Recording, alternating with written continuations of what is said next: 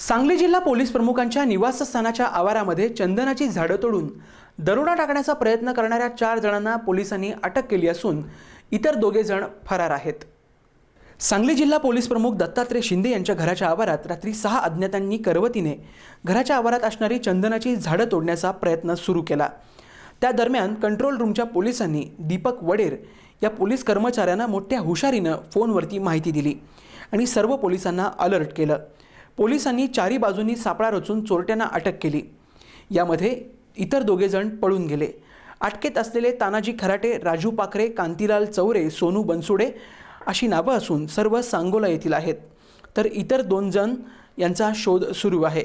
पळून गेलेल्या आरोपींनी 25,000ची चंदनाची ओंडके घेऊन ते पळून गेलेत। आज पोलिसांनी एक 4 चाकी जप्त केली आहे।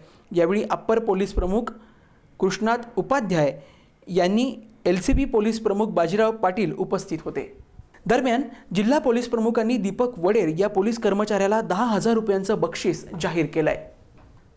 काल रात्री घडलेल्या दरोड्याची घटना आहे।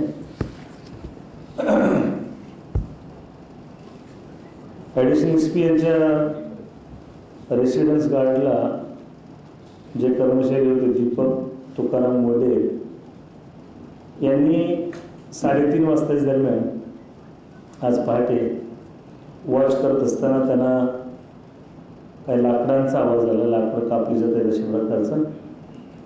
त्यांनी निरीक्षण केलं आणि त्यांना लक्षात आलं की 5-6 लोक माझं जे निवासस्थान आहे त्याच्या पाठीमागच्या बाजूला लाकडं तोडत आहेत आणि चोरी करण्यास त्यांचा इरादा आहे।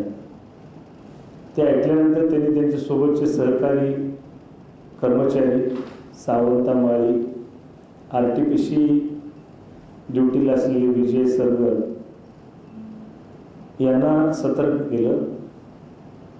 माझ्या निवासस्थानी असलेले गार्ड, ड्रायव्हर, ऑपरेटर त्यांनाही सतर्क केलं। कंट्रोल रूमला कळवलं आणि कंट्रोल रूमला सांगितलं की रेसिडेन्सच्या पाठीमागं पश्चिम बाजूला असलेला जो रस्ता आहे तिकडून आणि दक्षिणेकडून सगळीकडून कर्मचाऱ्यांनी एकत्रितपणे त्या भागामध्ये येणं गरजेचं आहे, जेणेकरून हे सर्व चोर लोक तिथं रेड हँड पकडले जातील।